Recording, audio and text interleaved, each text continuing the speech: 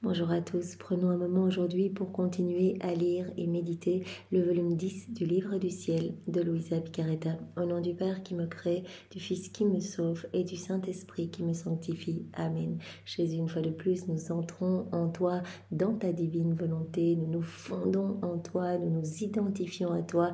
D'où Jésus, nous voulons tellement être comme d'autres toi sur la terre, des images, des échos, des miroirs de la Trinité, que nos vies soient des imitations de ta vie. Seigneur, nous nous consumons en toi nous perdons le néant que nous sommes, nous fusionnons nos volontés dans la tienne, nous te les offrons, nous venons les déposer au pied du trône de l'Éternel pour que tu t'en serves comme fondation, comme marchepied pour établir ton royaume. Oui Seigneur, nous voulons être totalement offerts à toi, abandonnés entre tes bras à la manière de tout petit et te dire sans cesse et continuellement que ta volonté soit faite, que nos vies soient vraiment des accumulations de fiat, en fait qu'à chaque instant nous puissions te dire Jésus, eh bien, que ton règne vienne.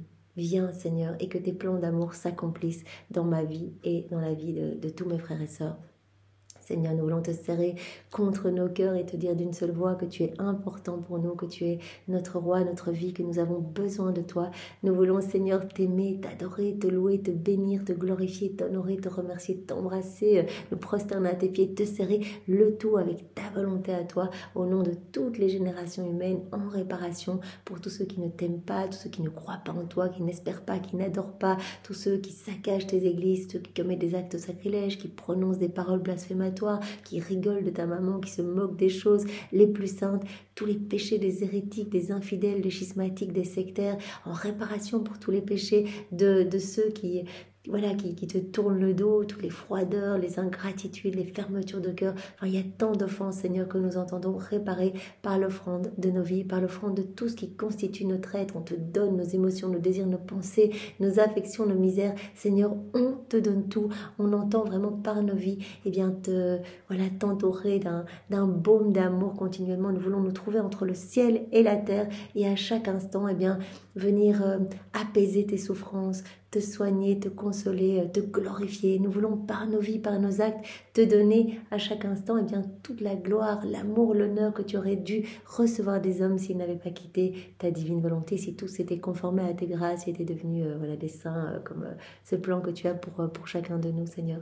Nous voulons également à chaque instant te donner toute la gloire par nos actes, nos mouvements, nos regards, nos battements de cœur, etc. Te donner toute la gloire que tu aurais dû recevoir des âmes réprouvées si celles-ci n'avaient pas choisi toutes seules de se détacher de toi pour aller se perdre. On veut également te donner toute la gloire que tu aurais dû recevoir de tous tes saints dans le ciel si tous leurs actes sur la terre avaient été accomplis dans ta divine volonté, ainsi que toute la gloire que tu devrais recevoir des âmes qui se trouvent au purgatoire, ainsi que toute la gloire que tu aurais dû recevoir des éléments créés s'ils avaient été dotés de raison. Mais nous sommes les seuls à avoir cette raison. Donc Seigneur, nous prêtons nos voix, nos bouches aux éléments créés pour te louer, pour te bénir, pour mettre partout sur chaque élément de la création, mettre vraiment des actes de louange et d'adoration pour toi, pour te dire Seigneur, nous te reconnaissons, nous venons tenir compagnie à ta divine volonté qui est présente partout et qui régit tout.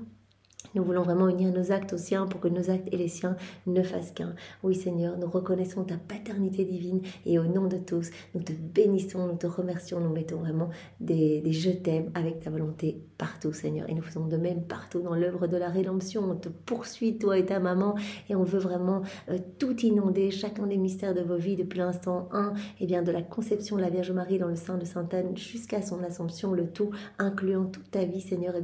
Nous inondons tout d'actes d'amour et de louange pour toi, pour ta maman, d'actes de bénédiction. Et nous voulons vraiment dans tout ce que vous voyez, sentir, respirer, manger, buvez, piétiner sur les chemins que vous parcourez, sur vos vêtements, vos cheveux, vos battements de cœur, partout, sur toutes les personnes que vous rencontrez. On veut mettre de l'amour et demander partout l'avènement de ton merveilleux royaume, Seigneur, ce royaume d'amour auquel nous aspirons tous. Et nous voulons également parcourir tous les sacrements et te tenir compagnie dans chaque sacrement, Seigneur. Nous voulons t'ouvrir nos cœurs au nom de tous et te dire, Seigneur, je crois en toi et je veux accueillir tout ce que tu veux me donner. Tu veux vraiment m'inonder de cadeaux. Alors j'ouvre mon cœur, donc on le dit au nom de chacun. On répare toutes les communions mal faites, les communions sacrilèges. On refait toutes les communions dans ta volonté, Seigneur, les adorations, les entrées de messe, les sorties de messe, les prières avant et après te recevoir. On refait tout, Seigneur.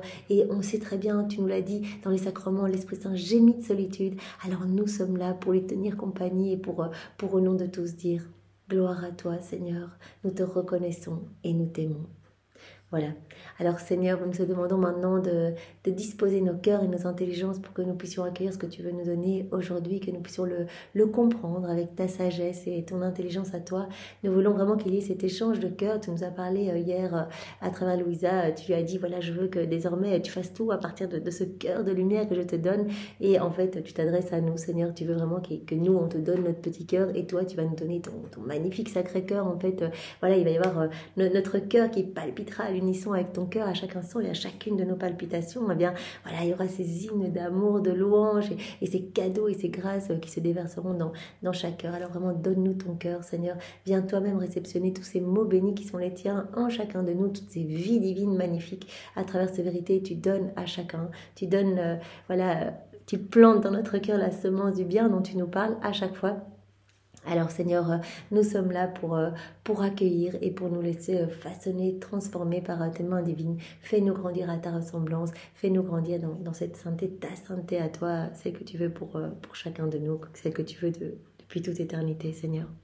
Viens Esprit Saint, viens par la puissante intercession du cœur immaculé de Marie, ton épouse bien-aimée.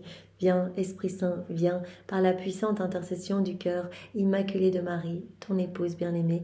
Viens Esprit d'amour, Esprit de feu, Esprit de force, Esprit de sainteté, nous t'attendons, nous avons besoin de toi. Viens par la puissante intercession du cœur immaculé de Marie, ton épouse bien-aimée. Et Maman Jérémie, bien sûr, c'est dans tes bras que nous commençons à cette méditation. On veut tout faire sous ton regard maternel. Maman, toi, tu es la reine de ce royaume et tu nous y veux dans ce royaume. Alors vraiment, nous savons bien que tu entoures chacun de nous pour vraiment qu'on reste bien attentif et qu'on fasse tout plein d'actes, en fait. C'est ça, tu passes ton ciel à intercéder pour qu'on fasse plus d'actes pour que vraiment la vie de ton Fils adorable puisse grandir en nous. Tu veux qu'on s'en occupe bien, en fait. Tu veux nous donner ta maternité pour qu'on puisse être tous des âmes mamans, voilà, pour s'occuper de ton Jésus. Alors Marie, voilà, c'est sous ton regard que nous allons commencer. Alors donc on a vu dans ce volume 10, on l'a à nouveau morcelé par chapitre, hein, comme on l'a fait pour les volumes précédents, pour qu'on voit vraiment ce fil rouge. C'est vraiment intéressant, on voit que les titres se répètent à travers les volumes. Et donc Jésus nous parle à travers ces 10 premiers volumes vraiment de la sainteté humaine, des vertus humaines, parce que Louisa, elle doit tout enclore.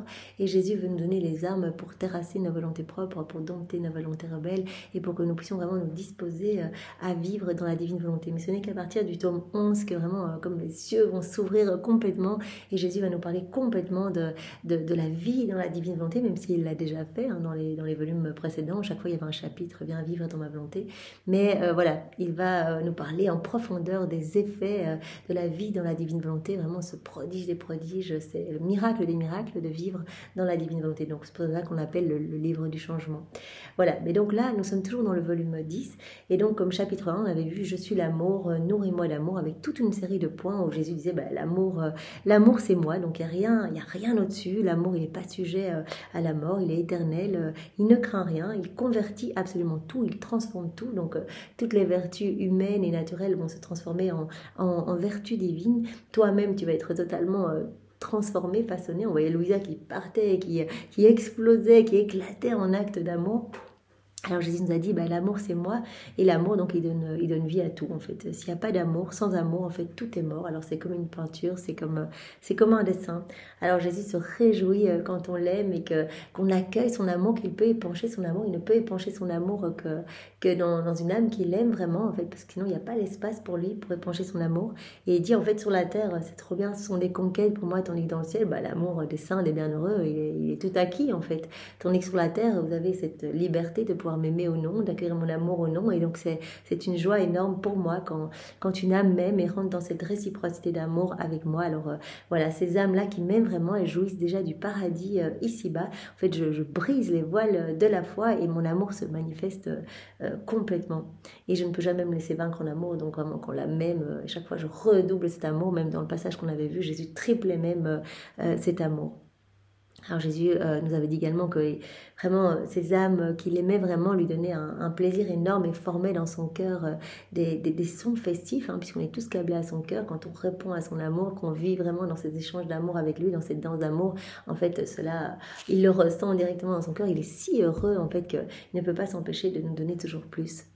Alors Jésus avait terminé ce chapitre en nous disant je voudrais tellement en fait que toutes les âmes puissent établir leur vie dans l'amour, parce que tout ce qui n'est pas amour en fait cela fait totalement régresser les âmes. Donc Louisa, ta mission est vraiment d'enseigner la vraie vie de l'amour, en fait l'amour qui rend l'âme semblable à moi.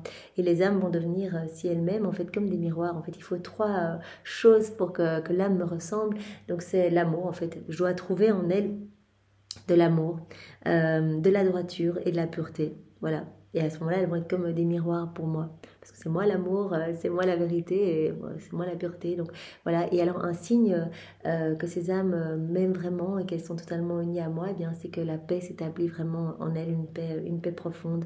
En fait, quand une âme aime vraiment, donc l'amour vrai, exclut tout mécontentement, toute opposition. En fait, je m'arrange pour que quand cet amour est véritable, donc on ne parle pas d'un amour humain, un amour imparfait, etc.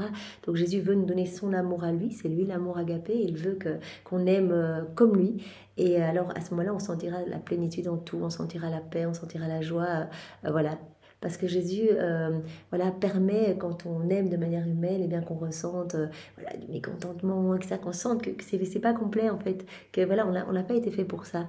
On a été fait vraiment pour être en parfaite réciprocité avec la Trinité. On a été créé pour être les exutoires de l'amour de Dieu en fait, pour que Dieu puisse s'épancher en nous, vivre en nous en fait. Les hommes ont été créés pour être vraiment les résidences de la Trinité.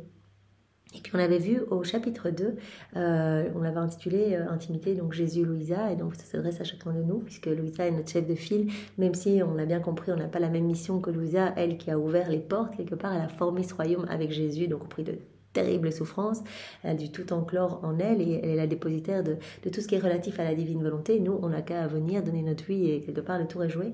Mais voilà, quand Jésus donne des conseils à Louisa, en fait, bien souvent, c'est pour nous. C'est nous qui sommes un petit peu bornés, un petit peu centrés sur nous-mêmes. Et donc, voilà, Jésus nous recadre à travers ses enseignements, les interrogations qu'il autorise en notre sœur Louisa. Donc, Jésus lui disait, je veux vraiment être ton tout, en fait. L'amour vrai, il est exclusif. Moi, je veux pas que tes yeux partent à droite à gauche sur des liens affectifs, mais aussi sur même des dévotions saintes, etc. En fait, il disait même dans le volume 11, même des dévotions pour des saints, en fait, ça me donne un petit peu la nausée. Moi, je veux que les âmes qui m'aiment vraiment, en fait, elles soient toutes centrées sur moi. C'est ça que Louisa, elle disait à Jésus, mais en fait, moi, je ne veux que ta compagnie, la compagnie de mon mari, point. Je veux rien d'autre, en fait. Alors Jésus avait dit à Louisa, tu es ma petite étincelle. Donc pour toutes les âmes qui vivent dans la divine volonté, elles sont comme des petites étincelles pour moi, elles tirent leur vie de mon feu, je m'amuse avec elles sont petites, elles sont vraiment dans les hauteurs, hein, comme les étincelles. Les âmes vivant dans la divine volonté, elles sont spiritualisées, elles vivent plus des choses de la terre, mais elles sont déjà du ciel, elles sont légères, elles sont simples, elles sont plaisantes, elles acquièrent mon tempérament, elles acquièrent mes humeurs divines. Alors Jésus avait dit aussi à Louisa, je veux que tu t'occupes de moi tout seul en fait. Voilà, si tu t'oublies pour moi et que tu m'entoures en toute confiance, en simplicité, avec aise, eh bien moi je me donnerai tout à toi en fait. Donc il faut cette clé de la confiance, cet abandon complet entre mes bras. Et voilà, s'il y a une réserve craintive, que tu t'abandonnes pas à moi, que tes yeux ne sont pas sur moi, eh bien voilà, je peux alors rien donner. Alors Jésus avait dit à Louisa, il nous avait dit voilà, qu'il nous donnait en fait le don de pouvoir infuser le bien chez les autres. Donc on devient comme d'autres soleils dans la divine volonté, on devient d'autres lui, des images de lui, des échos de lui, et donc de notre humanité rayonne sa propre lumière. En fait, par chaque acte que l'on fait, eh bien, voyez, les milliers d'âmes qui sont sauvées, on concourt à tout le bien qui peut exister sur la terre et dans le ciel. On n'a aucun mérite, hein, c'est Jésus qui fait en nous, et on est vraiment ces ouvriers de la dernière heure. Hein. On est probablement les plus petits, d'ailleurs, oui, c'est sûr, on est les plus misérables, mais voilà, Jésus nous donne ce grand cadeau et on n'a qu'à donner notre oui et voilà, et continuer quelque part notre envol, hein, comme il le demande tout le temps à Louisa, continue ton envol. C'est ça en fait, continue à faire tes actes, continue à me regarder, garde les yeux fixés sur moi, et en fait ton âme va s'élever vraiment dans cet envol continuel. Donc les deux ailes de ton âme étant l'abandon et la constance, et puis ton âme va s'élever et se greffer dans le soleil de la divine volonté pour vraiment être immergé dans cette lumière et devenir lumière en fait. Tu vas devenir comme un autre soleil. Et de toi, eh bien, sortiront ces rayons de lumière, amenant bienfait, grâce pour toutes les âmes de toutes les générations, mais aussi, voilà, joie pour tout le ciel, béatitude nouvelle pour tout le ciel, etc. Rafraîchissement pour les âmes du purgatoire, etc. Alors Jésus avait dit à Louisa, je veux que tu meures complètement en moi, que tu sois consumé totalement dans mon amour. Donc on avait vu Marie qui recevait Jésus mort dans ses bras. Et Jésus avait dit, mais regarde ma maman, voilà, son amour l'a fait totalement mourir en moi. Elle est comme, elle a été comme consumée dans mon amour, dans mes plaies, dans ma mort, dans mon sang. Mais mon amour l'a ressuscité en fait à cet amour, à cette vie nouvelle, à cet amour nouveau. Donc en fait, ce que Jésus nous a dit, c'est qu'il n'y a pas de vraie sainteté. Il n'y a pas de vraie vie, en fait, et d'amour vrai sans cette mort et cette résurrection. Donc, on doit mourir continuellement en Jésus à chaque instant. À chaque instant, on a le choix de mettre sur la croix la divine volonté. Donc, on agit seul, on agit sans Dieu. On étouffe cette vie divine en nous. Donc, on met à mort Jésus, en fait, on le place sur la croix. Donc après, voilà, comme on le sait, alors on va ressentir comme le râle de l'agonie de la divine volonté, etc. Et on alimente au contraire notre vie propre, de mauvaises tendances, etc. Ou alors, on a ce choix bien, de nous unir à Jésus. Et alors, à ce moment-là, bien, c'est notre volonté propre qui est crucifiée. Donc on meurt en Jésus. On crucifie notre volonté humaine au profit de la divine volonté. Donc on laisse la divine volonté. Donc c'est notre volonté qui, elle, est sur la croix et la divine volonté qui est souveraine et qui peut vraiment se déployer à partir de notre humanité. Donc Jésus a dit, je veux vraiment que tu meurs complètement en moi, en fait. Que tu sois totalement consumé dans l'amour. Alors Jésus nous a dit également de toujours rester bien calme, voilà, de ne pas porter notre attention sur les difficultés, sur les doutes, sur ce qu'on ressent, etc. Parce qu'on ne le glorifie pas quand on s'agite et il ne peut pas agir en nous quand on s'agite. Et puis il nous a dit à travers Louisa que les âmes vivant dans la divine volonté, donc Louisa, notre chef de file, eh bien, le désarmait complètement, ce qui n'était pas le cas pour les saints dans le ciel, hein, voilà, c'est un amour acquis, comme il nous l'a dit. Les âmes vivant dans la divine volonté ont une volonté commune avec lui, bon, ça c'est comme pour le ciel, mais aussi peuvent partager toutes les souffrances de Jésus, peuvent vraiment à chaque instant, en fait, c'est une conquête pour Jésus, c'est le triomphe de la divine volonté à l'œuvre dans la créature. Chacun de nos actes est amené comme un trophée de la divine volonté dans le ciel par nos anges gardiens, par toute la cour céleste, et nos actes portent déjà cette effigie divine, en fait. Ils sont déjà confirmés, ils sont remplis de lumière, remplis de l'infini, ils comprennent absolument tout, etc. Donc les âmes vivantes dans la divine volonté, en fait, quand elles font une prière, eh bien Jésus entend ses propres prières. Parce que partout où la divine volonté travaille et agit, eh bien les éléments créés, par exemple, qui sont régis par la divine volonté, vont répéter cette prière. Dans le ciel, tous les bienheureux, les saints, Maman Marie, vont répéter cette prière. Donc Jésus, en fait, entend ses propres prières. Il dit, en fait, tu me désarmes. Donc, je ne peux rien faire quand je suis près de toi, Louisa, parce que tu vas me demander de ne pas châtier mes enfants, mais parfois, c'est totalement nécessaire. Et rester à côté de toi et ne pas châtier, eh bien, ça reviendrait au même. Donc, les âmes vivantes dans la divine volonté me désarment complètement, ce qui n'est pas le cas pour des âmes qui n'ont pas eh bien, ma divine volonté comme vie, qui ne possèdent pas ma divine volonté comme vie. Ici, toutes ces âmes vivant dans la divine volonté, elles me possèdent, en fait. Elle possède mes attributs, elle possède ma vie, mes actes. En fait, elles sont propriétaires de tout. Donc, elles peuvent tout prendre, tout me réoffrir. Donc, tout me désarme, en fait, complètement.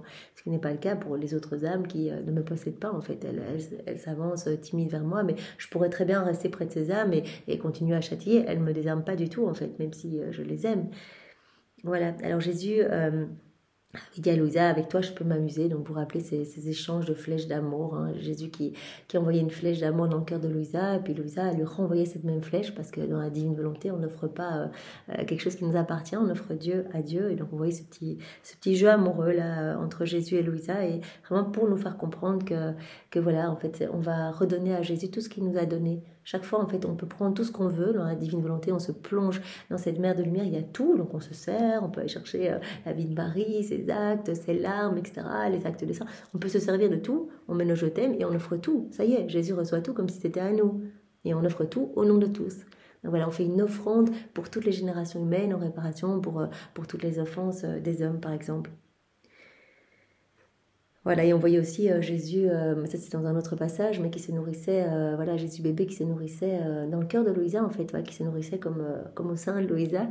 Et en fait, c'était pour vraiment nous montrer qu'il se nourrissait de ce qu'il avait mis dans le cœur de Louisa, donc de son amour. C'est Jésus qui a rempli le cœur de Louisa d'amour et il se nourrit de son propre amour. Donc dans la divine volonté, on donne vraiment du divin à Dieu en fait. Alors Jésus nous avait dit aussi, centre-toi en moi, ne regarde rien d'autre. Alors ça, on avait vu Jésus qui avait orné les oreilles de Louisa de 2 soleils magnifiques. Et puis en fait, il avait montré que chacune des vérités, chacune des connaissances qu'il lui donnait, qu'il nous donne à nous, eh bien, sont des vies divines, sont des soleils magnifiques. Donc il a dit, tu te réjouis là d'avoir ces 2 pendants, ces 2 soleils, mais chacune de mes vérités est un soleil, c'est magnifique, ça sort de mon sein paternel, ça vient vraiment te travailler, ça va t'abreuver, ça va te purifier. Donc moi, en plus, ça me fait trop plaisir quand tu accueilles, quand tu es tout attentive à ces vérités. Donc cela va t'embellir, cela va vraiment travailler en profondeur ton âme et tu vas recevoir ce dont je te parle. Mais moi aussi, tu me nourris en étant tout attentive parce que je peux épancher mon amour en fait, puisque je peux donner à chaque fois que je parle de mon amour, de mes vérités. Voilà, donc ne regarde rien d'autre, centre-toi complètement en moi. Alors Jésus avait dit, s'il y a des âmes qui scrutent tout, voilà, en fait c'est qu'elles ne sont pas complètement en moi. Donc elles sont à l'extérieur de moi, et donc si elles sont à l'extérieur de moi, en fait elles vont ressentir beaucoup d'elles-mêmes en fait. Et donc elles ne vont pas m'honorer.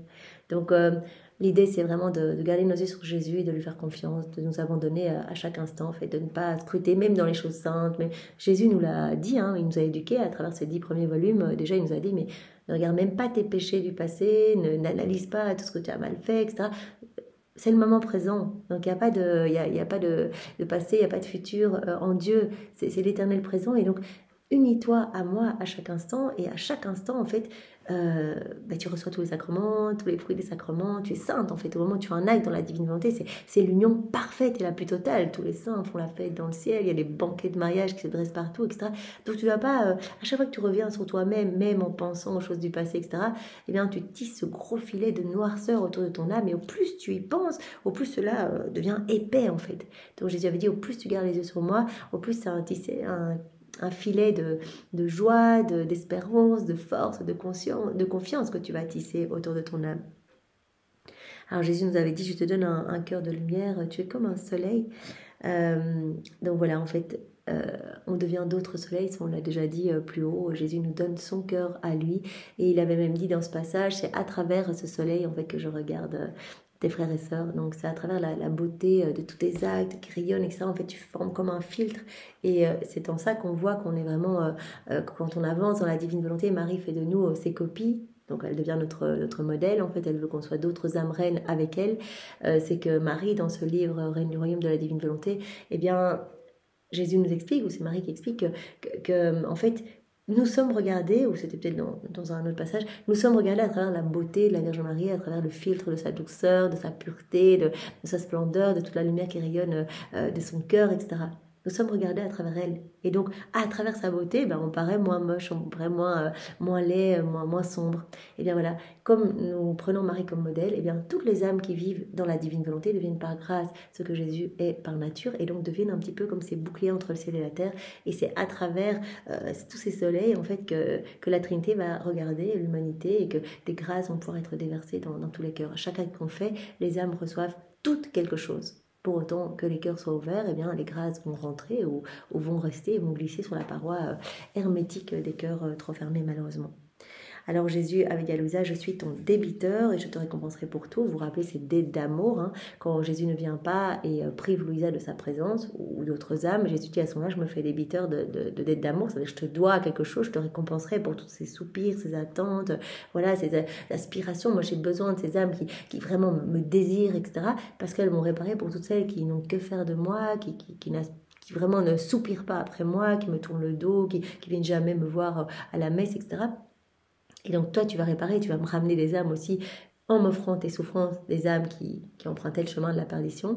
Donc voilà, et je te récompenserai pour tout. Et en fait, c'est cette attente et cette constance, même quand tu ne me vois pas, que tu vis ces déserts spirituels, que tu vis ces moments de martyr divin. En fait, c'est ça que Jésus avait dit par rapport à ces sécheresses spirituelles. Donc quand on ne voit pas Jésus et qu'on continue à faire nos actes, Jésus dit, mais ça...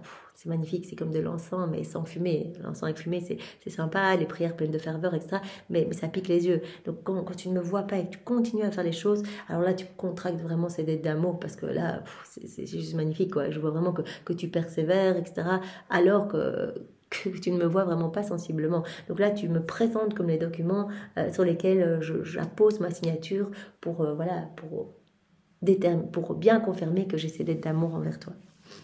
Alors Jésus avait dit, prends toujours soin de moi en toi, donc comme moi je prends soin de toi en moi. On a vu Louisa qui se sentait vraiment un néant au milieu de ce courant qui était Jésus, donc elle se sentait perdue dans le tout, hein. C'est le rien qui se perd dans le tout, et c'est le tout qui s'enclôt dans le néant. C'est Jésus qui vient avec son Père, l'Esprit Saint, vivre en nous. Donc Jésus a dit, regarde comme moi je m'occupe bien de toi, je veux que toi, voilà, alors je suis en toi aussi, hein, j'ai fait ma résidence en toi, ton cœur est pour moi comme un palais céleste, comme un tabernacle vivant, et je veux que tu t'occupes de moi.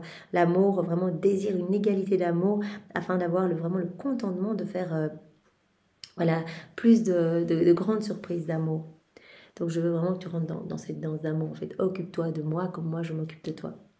Alors Jésus, on avait terminé ce chapitre 2, Jésus qui disait je laisse parfois les âmes être témoins un petit peu de nos jeux amoureux, hein. On se rappelle ces jeux où chaque fois Louisa disait bravo Jésus, et puis Jésus disait bravo Jésus, enfin, il s'encourageait lui-même. Enfin, on sent vraiment que c'est un délice d'intimité entre Jésus et Louisa, d'une simplicité, et vraiment, on voit vraiment le caractère enfantin de Louisa, etc. Et donc, elle l'a bien dit à Jésus, mais je veux pas que quelqu'un soit témoin de ma folie, il n'y a qu'avec toi que je veux être comme ça, même un peu impertinente, etc. Et Jésus avait dit, mais oui, mais je t'autorise, voilà, de manière exceptionnelle, certaines âmes qui ont vraiment la foi d'assister à ces jeux amoureux. Voilà, alors aujourd'hui on va attaquer un troisième chapitre donc au sujet des prêtres et de l'Église. Donc chapitre 3, donc tout ce qui va avoir attrait aux maisons de rencontre des prêtres. Donc c'est vrai que pour nous on pourrait se dire, voilà, c'est peut-être moins interpellant, mais bon, Jésus l'a mis, donc tous ces passages ont été mis, et Jésus dit que chaque vérité est une vie divine, donc allons-y et remplissons-nous de cela, et on va comprendre aussi des choses pour nous à travers ces passages. Alors Jésus, nous te bénissons, et vraiment, voilà, nous faisons tout collé à toi, inséparable de toi, et si tu nous vois distrait un moment, eh bien, voilà, nous avons posé cette intention de faire tout pour ta gloire et dans ta volonté. Donc on va voir comme premier point, je veux que les prêtres se détachent de tout et de tous. Voilà, ce que Jésus va pointer aujourd'hui à travers ces différents passages, c'est que, voilà, il trouve que les prêtres, donc les âmes qui lui ont donné leur vie, qui ont promis fidélité et amour, en fait, sont trop attachés, soit à leur famille, soit aux biens matériels, etc. Et donc cela blesse le cœur de Jésus qui se trouve bien souvent seul, comme on a pu le voir dans différentes heures de la Passion. Il y a beaucoup d'heures qui ont trait d'ailleurs eh bien, aux âmes consacrées. Il y a beaucoup d'heures où Jésus répare pour les péchés des âmes consacrées. Eh bien, voilà, Jésus nous l'a déjà dit, en fait, ces âmes font semblant d'être près de moi, mais en fait, elles recherchent l'intérêt ou peut-être le côté un peu mercantile voilà, ou à plaire à leurs paroissiens. Et finalement, elles n'ont plus cette lumière ces âmes, elles n'ont plus cette lumière en elles, et donc elles ne seront plus des lumières pour les laïcs qui viendront les trouver. Donc en fait, Jésus dit, moi, je souffre, en fait, je suis tout le temps tout seul. Donc voilà, premier point, je veux que les prêtres se détachent de tout et de tous. Donc ça, c'est indispensable. Les prêtres doivent vraiment ne pas rechercher les choses de la terre, les liens affectifs, se concentrer sur Jésus. Ils ont reçu beaucoup de grâce et ils ont donné leur vie à Jésus. Eh bien, tout leur cœur doit vraiment tendre vers Jésus, vers les choses du ciel, et il ne doit pas y avoir ces attachements. Donc, à la date du 22 décembre 1910.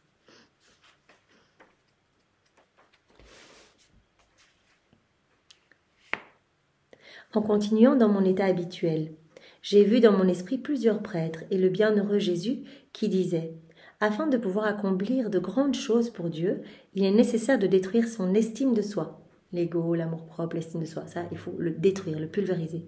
Il est nécessaire de détruire son respect humain. Voilà, on a un petit peu d'estime pour soi-même, de respect pour soi-même, son ego, quoi. Et sa nature propre pour vivre la vie divine et reconnaître uniquement l'estime de notre Seigneur. On doit ne veiller qu'à la gloire de Dieu, en fait. Ne plus nous regarder nous-mêmes. Voilà. Pour vivre la vie divine et reconnaître uniquement l'estime de notre Seigneur et ce qui regarde son honneur et sa gloire. Il est nécessaire d'écraser et de pulvériser ce qui concerne l'humain pour pouvoir vivre de Dieu.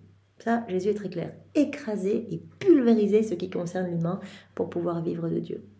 Voilà, dès qu'on s'accroche aux choses de la terre, on se remplit de ça en fait. Que l'on regarde, que ce soit même nos regards qui partent à droite à gauche dans les vitrines des magasins, ou si on regarde des choses à la télé, on se remplit de ça. Jésus dit à un moment, non, je veux, mon amour est jaloux, je veux que tes yeux ne soient fixés que sur moi. Donc il est nécessaire de pouvoir écraser et pulvériser ce qui concerne l'humain pour pouvoir vivre de Dieu. Ça, Jésus nous l'avait déjà dit, si tu te remplis des choses de la terre, il y a quelque chose de divin qui doit sortir de toi. Il ne peut pas y avoir les deux en toi. Donc il faut choisir.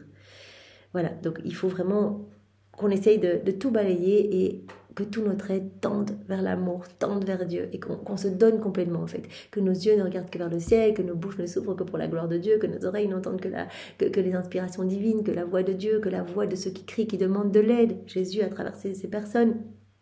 Que nos cœurs ne battent que pour le ciel, que nos mains ne travaillent que pour la gloire de Dieu, que nos pieds ne marchent que vers Dieu, etc. Qu'on puisse être totalement à Dieu, totalement et complètement.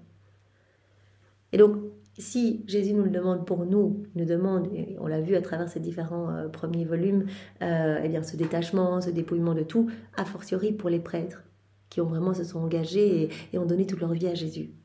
Voilà, ce n'est pas vous, mais c'est Dieu qui parlera et agira en vous. Si vous laissez toute la place à Dieu, eh bien, c'est Dieu qui agira en vous. Les âmes et les œuvres qui vous sont confiées produiront de splendides effets, et vous récolterez le fruit désiré pour vous, et par moi, tel que l'œuvre de la rencontre des prêtres, dont je t'ai fait mention auparavant. Un de ces prêtres serait capable de faire la promotion et d'effectuer ce travail, mais un peu d'estime de soi, de vaine peur et de respect humain le rendent incapable. Donc, voilà, ici Jésus dit, de manière générale, il faut ce dépouillement, etc. Pour les prêtres, évidemment, a fortiori. Et si vraiment ils sont tout abandonnés, qu'ils tendent complètement vers moi, eh bien, voilà, c'est moi qui agirai à partir de leur humanité, c'est moi qui parlerai à travers leurs lèvres. Et en fait, ils porteront des fruits incroyables et tout produira des effets splendides. Et alors, ces rencontres, ces maisons de rencontres, eh bien, vraiment, c'est ce que Jésus... il va longuement nous en parler dans les points prochains. Eh bien, Jésus dit, là, j'avais repéré un prêtre pour mettre en place cette mission des maisons de rencontre de prêtres. Mais un peu d'estime de soi, de vaine peur et de respect humain le rendent incapable.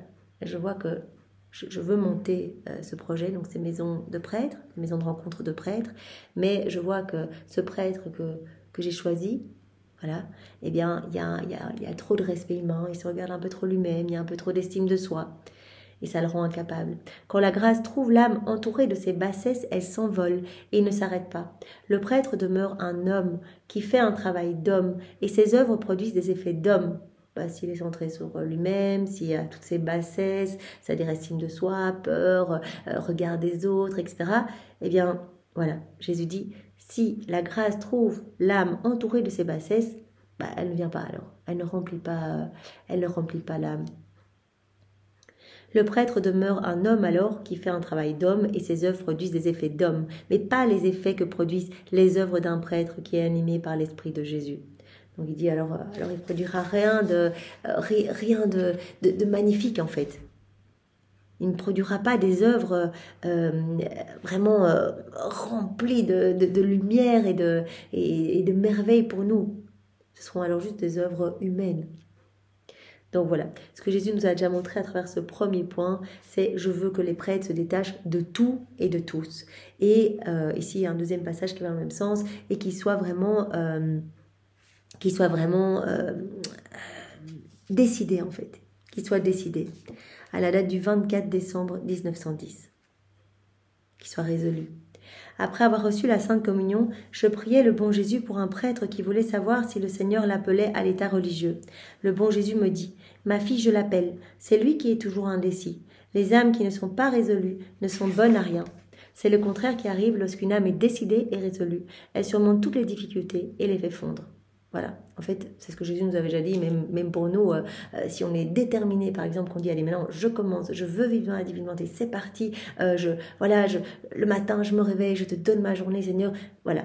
Et bien, en fait, l'âme qui est résolue et déterminée, elle va directement mettre en fuite les forces obscures. Les démons ne savent même pas tendre des pièges, elle avance, elle est résolue, elle est déterminée. Eh bien, Jésus dit... L'âme qui est résolue, ici par exemple pour un prêtre qui se pose la question est-ce que j'ai été appelé ou pas, Jésus dit l'âme qui est résolue, qui est déterminée, je garde ce prêtre là, je l'appelle mais il est tout le temps indécis, l'âme qui est résolue, eh bien, elle avance et elle surmonte toutes les difficultés. Elle les fait fondre. Ceux qui sont responsables de créer les difficultés, voyant que l'âme est résolue, sont affaiblis et n'ont pas le courage de s'opposer à l'âme. Voilà, j'avance, c'est parti, on y va, je suis résolue, etc. Comme par exemple pour ce prêtre, il est appelé, mais alors il tergiverse, il hésite, il sait pas, il est pas résolu, il est pas décidé. Alors évidemment, alors les démons se déchaînent pour peut-être qu'il voit de moins en moins, qu'il soit de plus en plus aveuglé, etc. Qu'il se lance de moins en moins. Jésus dit, si tu es déterminé, avance, et cela va dans tous les niveaux de notre vie, que Jésus nous appelle tous les jours, nous appelle à l'amour, etc. Eh bien, décidons fermement de vivre dans la divine volonté, décidons fermement de donner notre vie au Christ. Ne laissons pas le temps à l'ennemi de nous faire changer, de nous faire tergiverser, de nous faire vraiment chuter, etc. Voilà, on décide, c'est parti. On ne remet pas à demain en disant « Oui, allez, dès le mois prochain, je commencerai à lire les écrits du ciel. » Non, on laisse un peu trop de temps à l'ennemi. Tout de suite, je suis décidée, je suis résolue, j'y vais, j'avance. Jésus, oui, je veux ce cadeau, je veux ce don, c'est magnifique. Je vais vraiment être là tous les jours pour te montrer ma constance, ma fermeté, et je te redemanderai à chaque instant. Et je sais que c'est toi qui vas m'aider, parce que bien sûr, tout vient de toi, et que tu veux tellement nous donner ce cadeau que même si on est fait petit, tu vas nous aider à revenir sans cesse dans les écrits du ciel. C'est toi qui vas nous donner cette soif de faire nos actes, cette soif de nous appeler de nous unir à toi, de t'appeler dans notre quotidien, etc. Voilà, ce qui lie ce prêtre, c'est une petite attache, et je ne veux pas contaminer ma grâce dans des cœurs qui ne sont pas détachés de tout. Donc là, Jésus nous le redit, non seulement il faut la détermination, être vraiment résolu, mais Jésus dit, s'il y a des attaches, ici par exemple ce prêtre en question, il est un petit peu attaché, il y a une petite attache dans son cœur, et donc ma grâce ne peut pas se déverser complètement. Ce qui lie ce prêtre, c'est une petite attache, et je ne veux pas contaminer ma grâce dans des cœurs qui ne sont pas détachés de tout. S'il se détache de tout et de tous, alors ma grâce l'inondera davantage et il éprouvera la force nécessaire pour réaliser mon appel. Donc, voilà, ce qui va vraiment le rendre complètement... voilà, ce qui va désobstruer son regard, etc. Eh bien, il faut qu'il se détache de tout, ce prêtre. S'il se détache de tout, eh bien ma grâce va pouvoir l'inonder. Ma grâce l'inondera et il pourra avoir cette force pour me donner son oui, pour réaliser mon appel. Donc voilà, par ce premier point, Jésus nous dit, je veux que les prêtres se détachent de tout et de tous. Et voilà, par extension, nous aussi, nous sommes invités à nous détacher de tout et de tous.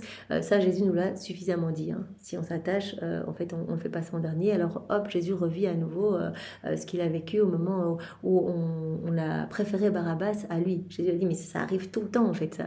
Même des âmes qui m'aiment, la famille qui arrive, oh non, on va plus à la messe, ou on remet notre moment de prière, ou non, alors on fait passer Jésus finalement en dernier. Et il dit, mais ça arrive tout le temps. On fait tout le temps passer en dernier. On fait passer après tout, même après vos petites vanités, même après vos petits intérêts personnels, etc. Jésus veut être le premier, veut que notre amour pour lui soit exclusif et qu'on soit détaché de tout et de tous, et évidemment, a fortiori pour les prêtres. Alors, deuxième point, les prêtres d'aujourd'hui sont comme ceux d'il y a 2000 ans, à la date du 25 décembre 1910. Ce matin, bienheureux Jésus s'est laissé voir tout petit mais si beau et si gracieux qu'il me ravit en un doux enchantement. Il était spécialement plus aimable parce qu'avec ses petites mains, il prenait de petits clous et me clouait avec un art digne uniquement de mon toujours aimable Jésus. Ensuite, il me combla de baisers et d'amour, ce que je lui ai rendu en retour. Donc, elle voit toujours, quand elle est en dehors de son corps, là, la bébé Jésus, qui lui partage ses souffrances, ses amertumes. Donc, elle vit cette petite crucifixion avec Jésus, bébé Jésus qui lui partage ses clous, ses petits clous, mais qui l'inonde en même temps d'amour. Hein. C'est toujours, quand Jésus lui partage ses amertumes, eh bien, il lui partage toujours aussi souvent un petit liquide, un petit lait, quelque chose, une douceur en fait, pour l'aider, lui donner la force. Je me suis retrouvée après cela dans la grotte de mon Jésus nouveau-né, à Bethléem. Mais mon petit Jésus me dit, ma fille bien-aimée, qui est venu me visiter dans la grotte de ma naissance? Seulement les bergers ont été mes premiers visiteurs. Ce sont les seuls qui se sont déplacés pour m'offrir des cadeaux et des choses bien à eux. Ils ont été les premiers à recevoir la connaissance de ma venue dans le monde. Par conséquent, ils ont été les premiers favorisés et comblés de ma grâce. Qui est venu me voir là? Pas beaucoup de personnes, hein? Alors que tous attendaient ma venue, etc. Qui sont les premiers adorateurs? Les bergers, les plus petits, les premiers à recevoir la connaissance de ma venue dans le monde. Ils ont été les premiers favorisés et comblés de ma grâce. C'est pourquoi je choisis toujours des gens pauvres, ignorants et simples, sur lesquels je déverse une abondance de grâce. Je les choisis parce qu'ils sont toujours les plus disponibles. Donc il n'y avait aucun prêtre de l'époque,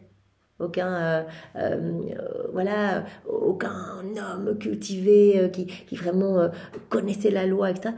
Ils n'étaient pas là, les prêtres de l'époque. Ils n'étaient pas là. Donc Jésus dit, ben, en fait, j'ai appelé tout le monde. Et qui est venu?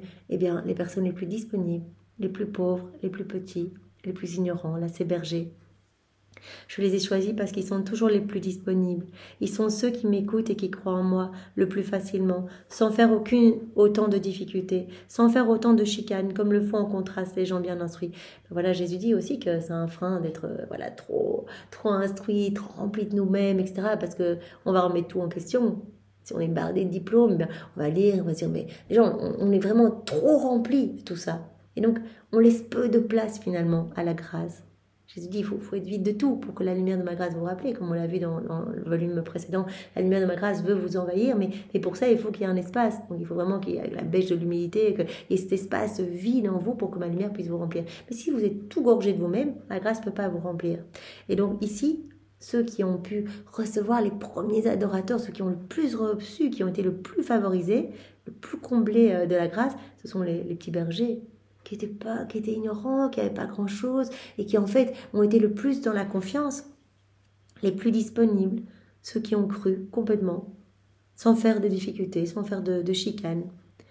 Puis, qui sont les autres adorateurs, les autres premiers adorateurs? Les mages. Ce sont les mages qui sont venus. Mais on n'a vu aucun prêtre. Bien qu'ils auraient dû être les premiers à venir me rendre hommage parce qu'ils connaissaient plus que tous les autres selon les écritures qu'ils étudiaient le temps et l'endroit de ma venue.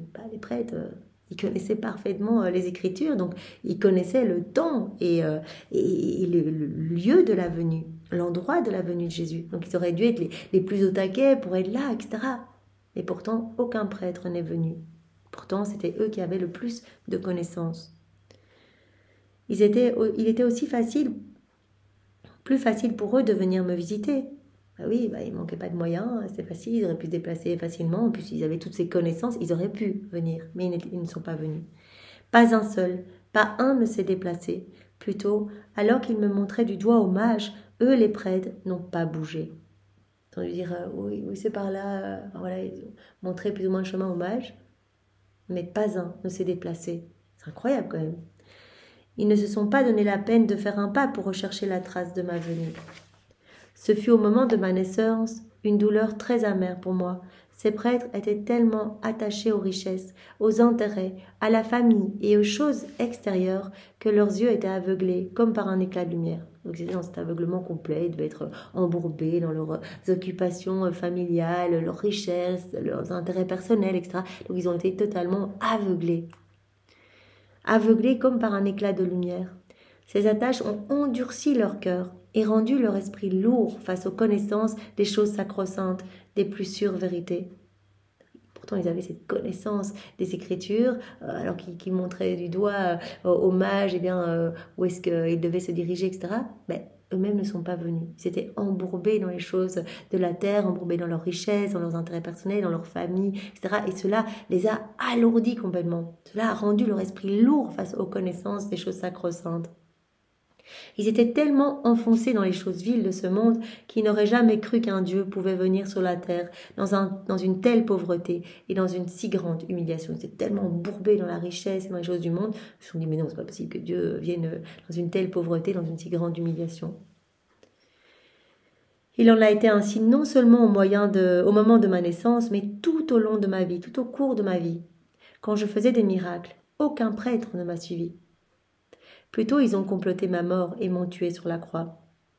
Après avoir utilisé tout mon art pour les attirer à moi, je les ai mis de côté et j'ai choisi des gens pauvres, des gens ignorants qui ont été mes apôtres. Donc Jésus dit, j'ai utilisé tout mon art, toutes les stratégies amoureuses pour essayer de les amener à moi.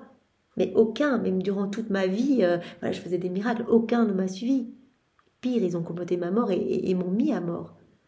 Donc voilà, après avoir essayé de les attirer à mon cœur, mais vraiment par des stratagèmes et des arts amoureux, eh bien j'ai choisi alors, je les ai mis de côté, j'ai choisi des gens pauvres, des gens ignorants, qui ont été mes apôtres, et j'ai formé mon église.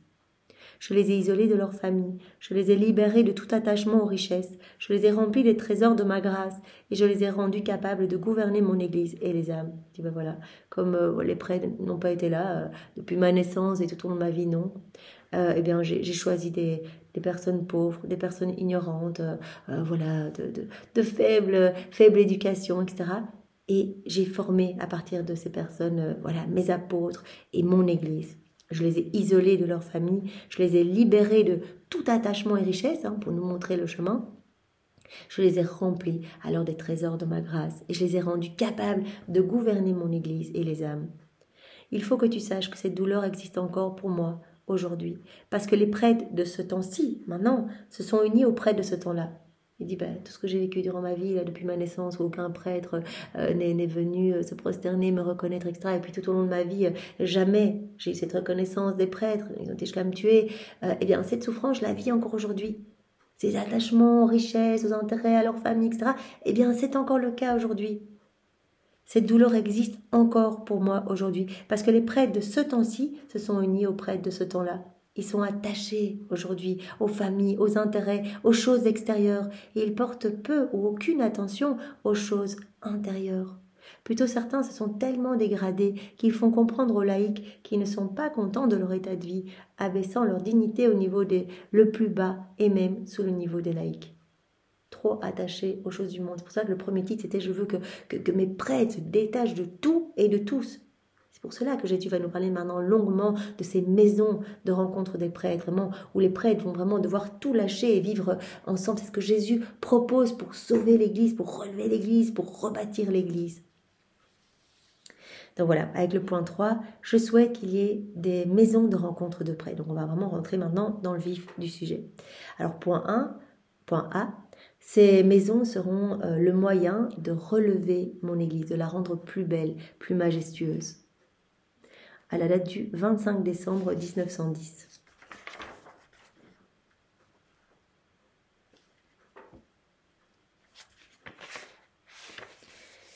Ah ma fille, quelle valeur peut encore avoir les paroles des prêtres pour le peuple?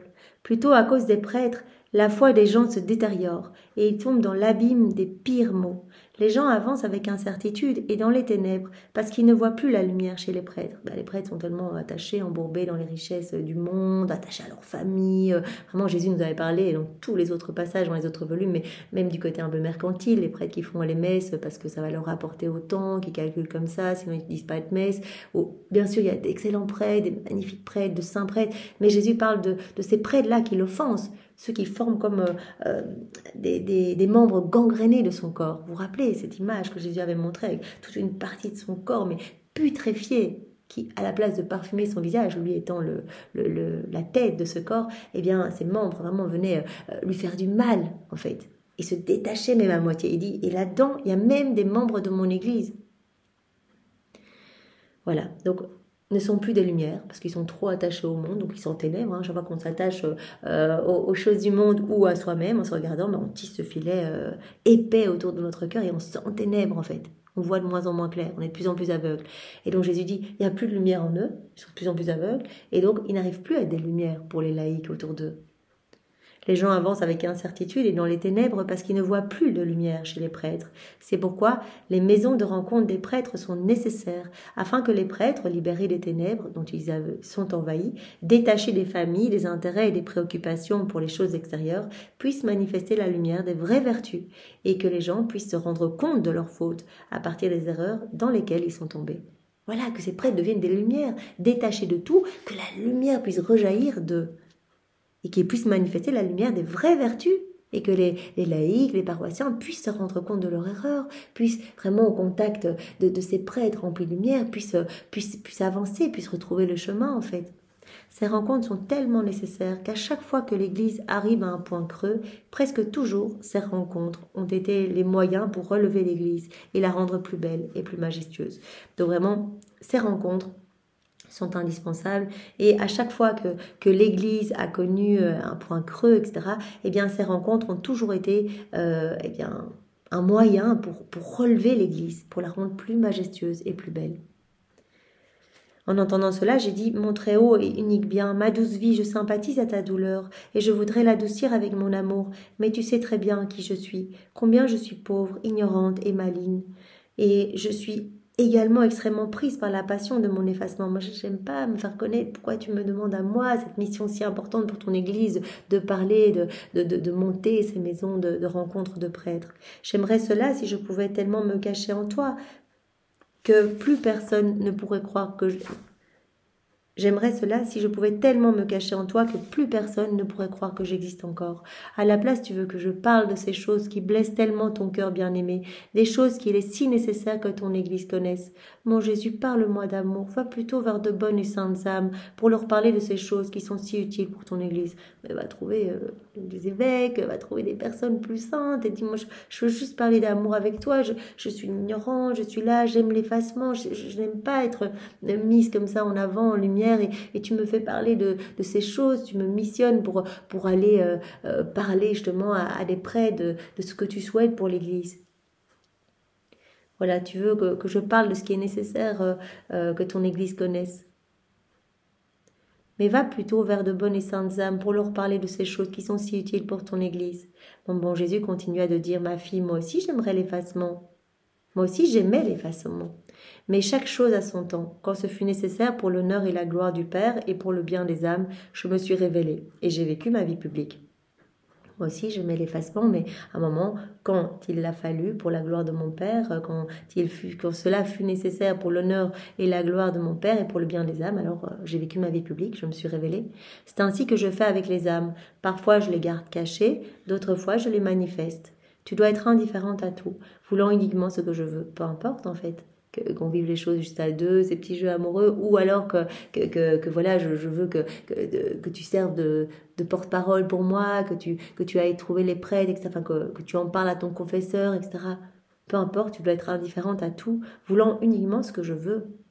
Cela rejoint ce que Jésus nous a déjà dit à travers Louisa, hein, que je te garde dans cet état de pétrification ou non, longtemps ou non, que tu te sens fatigué ou non, que je te fasse souffrir ou non, que je vienne ou non. En fait, tu dois tout accueillir avec la même sainte indifférence. C'est tout. J'adore ce que tu veux, Seigneur, parce que tu le veux, je le veux moi aussi. Donc là, Jésus dit, tu veux être caché en moi, tu veux voilà, être dans cette intimité avec moi et que personne ne te regarde. Moi, regarde, quand ça a été le moment pour la gloire et l'honneur de mon Père, eh bien, j'ai vécu ma vie publique. Eh bien, toi, voilà, parfois je garde des âmes cachées, parfois je t'ai gardé cachées, maintenant je te manifeste, voilà. Parfois je garde les âmes cachées, parfois je les manifeste. Tu dois tout accueillir, en fait, comme venant de mes mains. Fiat, que ta volonté soit faite, Seigneur. Tu dois être indifférente à tout, voulant uniquement ce que je veux. Plutôt, je bénis ton cœur et ta bouche, et je parlerai en toi avec ma propre bouche et ma propre douleur. De toute façon, tu n'as pas à t'inquiéter, j'utilise ta bouche, tu n'es qu'un instrument et je me servirai de ta bouche pour parler de tout. Et ainsi, Jésus m'a béni et il est disparu. Donc voilà, troisième point, je souhaite qu'il y ait ces maisons de rencontre de prêtres avec comme premier sous-point, ces maisons seront le moyen de relever l'Église et puis ces maisons seront le moyen de la rebâtir, vraiment de la sauver de la noyade avec le point 28 le point qui se trouve à la date du 28 janvier 1911.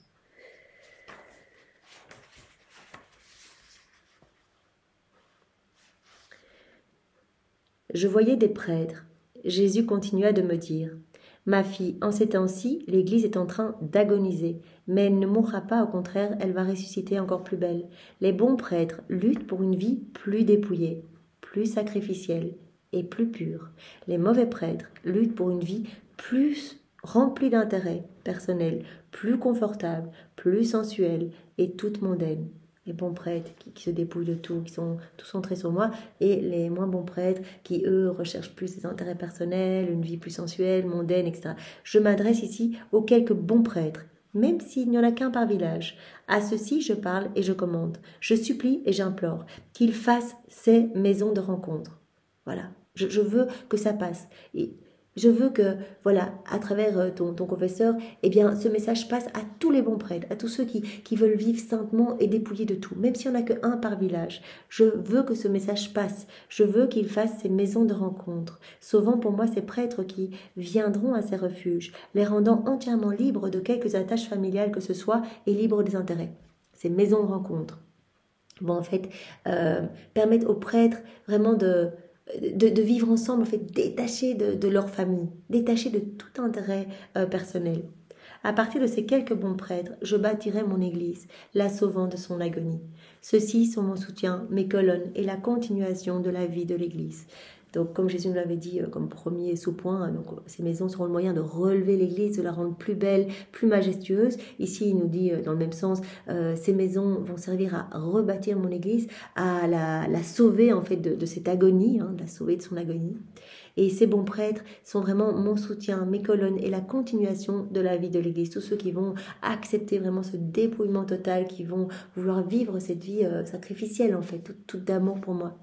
Je ne m'adresse pas à ceux qui ne se sentent pas libérés des liens familiaux quels qu'ils soient, parce que si je leur parle, on ne m'écoute assurément pas, plutôt seulement à la pensée de couper tous les liens, ils demeurent irrités. Ah, malheureusement, ils sont habitués de boire la coupe des intérêts et autres, et alors que la coupe est douce pour la chair, elle est poison pour l'âme, ceux-ci finiront par boire les égouts du monde. Voilà, Jésus dit, ici je ne m'adresse pas à tous ceux qui sont englués dans le monde et qui ne comprendront pas, en fait, qui ne voudront pas se couper des liens familiaux ou des intérêts personnels. Eux, ils sont tellement attirés, en fait, ils sont habitués à boire la coupe du monde, la coupe des intérêts et autres. Et alors, cette coupe, elle peut être douce pour la chair, mais en fait, c'est poison pour l'âme. Je ne m'adresse pas à eux, je m'adresse à tous ceux qui ont déjà le désir de se dépouiller de tout. Voilà, et bien que eux forment ces maisons de rencontre, ces maisons des prêtres. Ah, malheureusement, voilà, ceux-ci finiront par boire les égouts du monde, donc tous ceux qui sont trop attachés aux choses ici-bas. Je veux les sauver à tout prix, mais on ne m'écoute pas. C'est pourquoi je parle, mais pour eux, c'est comme si je ne parlais pas. Voilà, donc passe le message à tous ceux qui sont prêts, à tout lâcher, en fait, vraiment, et tu leur passes l'information que je veux vraiment ces maisons de rencontre de prêtres, que ça va vraiment servir à sauver l'Église de son agonie, à permettre vraiment à l'Église de se rebâtir, de se relever complètement. Elle va être plus belle, elle va être plus majestueuse. Donc ces maisons seront le moyen aussi de sauver l'Église de la noyade, à la date du 26 mars 1911.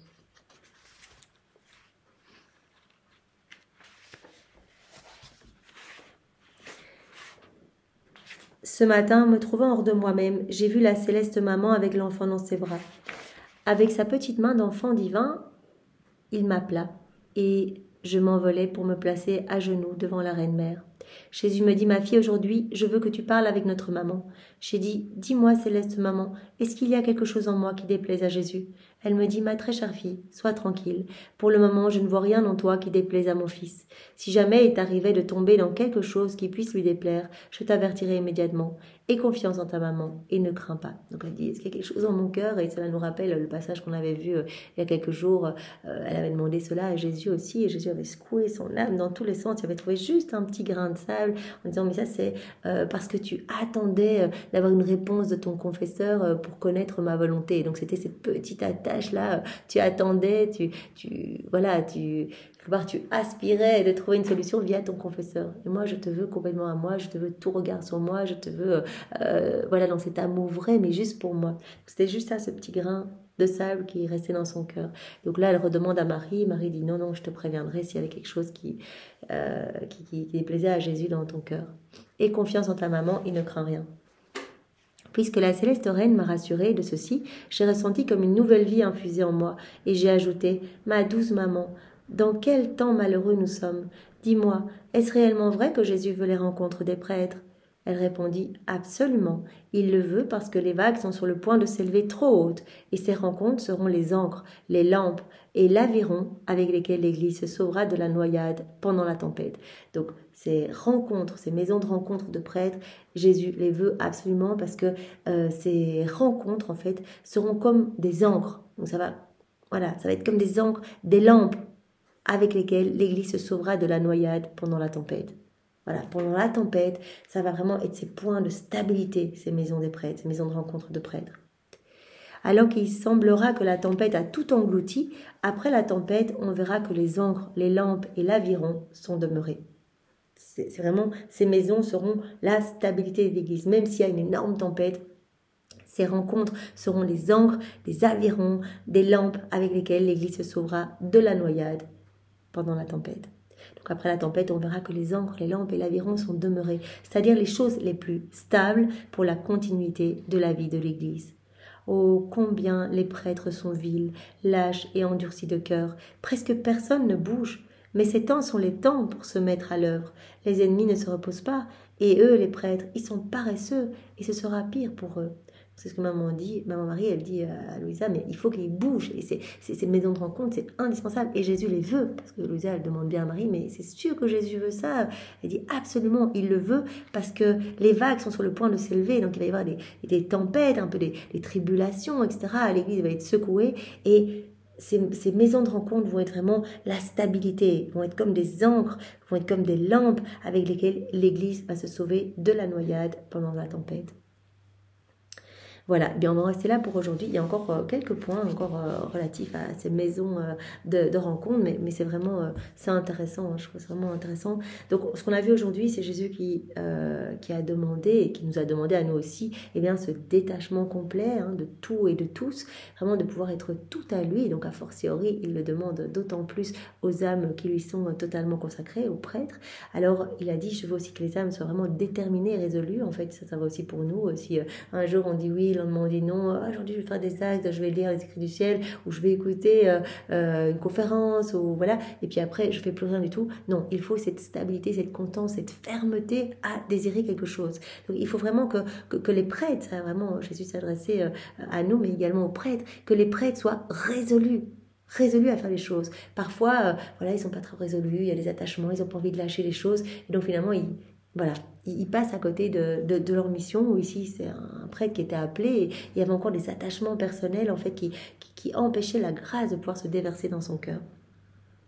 Alors Jésus nous a dit, les prêtres d'aujourd'hui sont comme ceux d'il y a 2000 ans, en fait, ils s'unissent à ceux d'il y a 2000 ans. En fait, ces prêtres, il y a 2000 ans, au moment de ma naissance, puis tout au long de ma vie, en fait, n'ont jamais été présents, ne m'ont jamais reconnu, ils n'étaient pas là au moment de ma naissance, alors que c'est ceux qui avaient le plus de connaissances sur les Écritures, donc ils auraient dû au moins rechercher. Enfin, c'est incroyable, ils ont entendu ça pendant tellement longtemps, et puis en entendant parler via les mages, ils auraient dû tous se mettre en marche. Jésus, ça a été une énorme souffrance, personne n'est venu. Et donc, je me suis adressée alors, voilà, les petites âmes ignorantes, les premiers adorateurs étaient les bergers, et puis les rois mages, et puis j'ai constitué mon église avec des petites âmes simples, pauvres, voilà, les pécheurs, voilà, mes apôtres en fait. Et voilà, j'ai formé mon église comme cela. Mais les prêtres d'aujourd'hui sont toujours autant attachés, comme il y a 2000 ans, aux richesses, aux liens matériaux, aux liens affectifs, etc. Et donc finalement, ça les aveugle complètement, comme les prêtres d'il y a 2000 ans, en fait, qui étaient totalement embourbés, qui étaient comme alourdis, qui n'ont pas pu se mettre en route, en fait. Et bien voilà, Jésus dit, aujourd'hui, c'est pareil. Donc je veux que les prêtres, maintenant, se dépouillent de tout, complètement. Alors, c'est pour cela qu'on est arrivé au point 3. Donc, je souhaite qu'il y ait ces maisons de rencontre de prêtres, donc ce qui va permettre vraiment aux prêtres de se détacher complètement, hein, vraiment de ne vivre que pour Dieu ensemble. Jésus va nous en parler longuement les jours prochains. Voilà, où il va expliquer vraiment ce qu'il attend, comment il voit ça. Il va un peu poser le cadre de ce qu'il souhaite. Et donc, il nous a dit aujourd'hui, voilà, pour commencer ce point, ces maisons seront le moyen de relever mon église, de la rendre plus belle, plus majestueuse, de la rebâtir aussi, de la sauver de son agonie, de la sauver aussi de la noyade. Donc vraiment, ces maisons, ces rencontres seront comme des ancres, des lampes avec lesquelles l'église se sauvera. Donc voilà, on va en rester ici pour aujourd'hui, donc c'est très beau, et nous verrons la suite encore... 5-6 points sur les maisons de rencontre de prêtres, et puis encore 2 points relatifs à l'église, et puis voilà, on verra après un autre chapitre. Donc voilà, merci Seigneur de vraiment voilà, nous montrer combien tu attends cette compagnie, non seulement de nous, mais a fortiori évidemment des âmes qui t'ont donné leur oui, qui t'ont donné leur vie, et combien tu te sens seul, vraiment. Et c'est vraiment quelque chose qui est très manifeste à travers les heures de la passion, vraiment, où Jésus répare, même au tout début, quand il dit au revoir à sa maman qui se dirige vers le cénacle, eh bien on voit que Jésus est déjà en train de réparer. C'est une de ses premières réparations. Il répare pour déjà tous ceux qui font passer les liens affectifs voilà, en premier, hein, lui, il accepte de se séparer de sa douce mère pour vraiment pour faire la volonté de son Père, et maman Marie aussi accepte, hein, Jésus qui part, et directement en fait il est en route, et il voit, il entend qu'on est en train de préparer la croix, etc., et il dit mais Jérusalem, le centre de tous les prodiges, là où j'ai fait tous mes miracles, etc., et en retour, mais quelle ingratitude, en retour on est en train de préparer ma croix. Et là Jésus pense directement et répare pour toutes les âmes consacrées qui ne prient pas, qui ne remercient pas. Et ainsi de suite, tout au long des heures de la Passion, il y a chaque fois et bien souvent une réparation relative aux âmes consacrées. Donc vraiment, ces âmes consacrées, les prêtres, les religieux, blessent le cœur de Jésus. Et on le voit au jardin de Gethsémani, où Jésus souffre l'endormissement des âmes consacrées, en disant « j'ai tant donné ». Et ces âmes voilà, qui m'abandonnent dans la nuit de l'épreuve, ou qui sont complètement aveugles, et qui me laissent finalement souffrir seul. Au même moment de sa crucifixion, où c'est vraiment un moment où on se rend bien compte, il offre des réparations à son Père pour chacun de nous, hein, voilà, parce que le Père est tellement indigné face à tous nos péchés, nos froideurs, nos ingratitudes, etc. Mais il y a vraiment un long passage sur les prêtres, en fait, sur les âmes consacrées, où Jésus dit, mais je t'offre en fait mon cœur, mais mon cœur tout broyé, tout écrasé de douleur, etc., pour vraiment que toutes les grâces que ces âmes ont rejetées, et bien que ces âmes leur soient redonnées. Et Louisa supplie Jésus et bien qu'elle puisse recevoir ce même amour, qu'elle puisse ressentir ce même amour que Jésus a pour les âmes consacrées, ses fils de prédilection, vraiment les fils préférés de la Vierge Marie. Donc que l'on puisse vraiment avoir cet amour en fait pour les âmes et pour les âmes consacrées, qu'on puisse offrir, voilà, réparer avec Jésus à chaque instant, qu'on puisse offrir de petits moments de la journée pour les prêtres, que l'on puisse prier, voilà, pour tous les prêtres de tous les temps, etc., consoler Jésus, lui donner tout ce que ces âmes consacrées auraient dû lui donner. Ces âmes qui devraient être là toute la journée, à chaque instant, les yeux sur Jésus, pour être vraiment ses fidèles compagnes, pour l'entourer, pour le consoler, etc. Et ces âmes qui se préoccupent parfois un peu plus d'elles-mêmes que de Jésus. Quelle souffrance pour le cœur de Jésus. Et bien voilà, dans justement cette heure de la crucifixion, Louisa prenait le cœur de Jésus et plaçait le cœur de Jésus à la place du cœur de chacun de ses prêtres.